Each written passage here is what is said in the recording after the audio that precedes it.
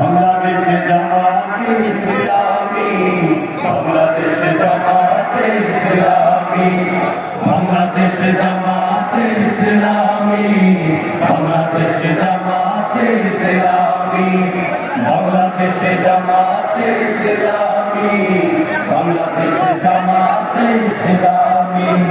গর্বে গর্বে আল্লাহর হুকুম, গর্বে গর্বে খেলাফতের রাস্তা, গণবন্দিত আগামী, কোরআনের কাঙ্ক্ষিত আগামী, জনগণনন্দিত আগামী, কোরআনের কাঙ্ক্ষিত আগামী।